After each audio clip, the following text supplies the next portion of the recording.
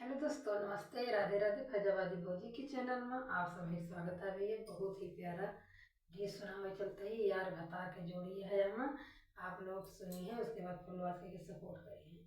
और आप लोगों का गीत अगर अच्छा लगे तो सपोर्ट जरूर करिए। फुलवास के लाइक सब्सक्राइब करिए। जो नए फ्रेंड हैं, नए दोस्त हैं, सब्सक्राइब जरूर करिए।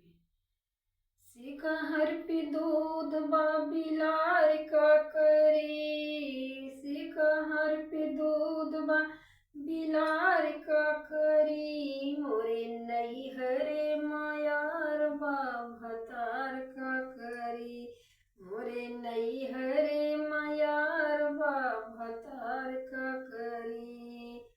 सिकहर पे दूध बिलार का करी, मोरे नैहरे मायार भतार का करी, मोरे नैहरे मायार भतार का करी। पुलिस दरोगा थानेदार का करी, पुलिस दरोगा थानेदार का करी, मोरे नैहरे मायार भतार का करी, मोरे नैहरे मायार भतार का करी।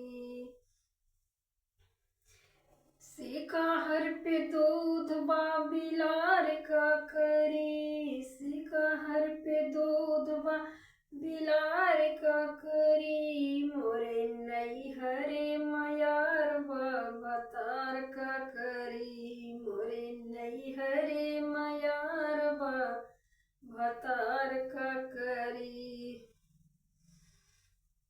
थाना अदालत कोतवाल का करी, थाना अदालत कोतवाल का करी, मोरे नैहरे मायार भतार का करी, मोरे नैहरे मायार भतार का करी।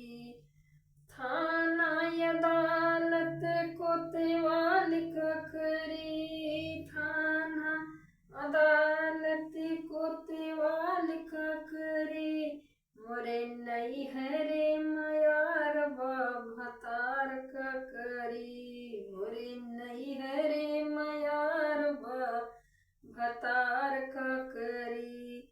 सिकहर पे दूध बिलार का करी, सिकहर पे दूध बिलार का करी, मोरे नैहरे मायार भतार का करी, मोरे नैहरे मायार भतार का करी। डीएम से डीएम प्रधान का करी, डीएम से डीएम कोटेदार का करी, मोरे नैहरे मायार भतार का करी, मोरे नैहरे मायार भतार का करी।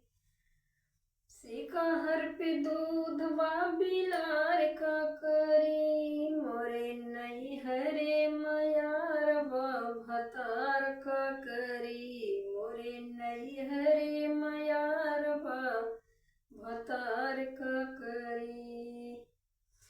टोला मोहल्ला परिवार का करी, टोला मोहल्ला परिवार का करी, मोरे नैहरे मायार भतार का करी, मोरे नैहरे मायार भतार का करी। सिकहर पे दूध बिलार का करी, सिकहर पे दूध बिलार का करी, मोरे नैहरे मायार भतार का करी, मोरे नैहरे मायार भतार का करी। आप लोग जरूर बताइएगा ये गीत कैसी लगी। ज़्यादा से ज़्यादा दोस्तों सपोर्ट कीजिएगा।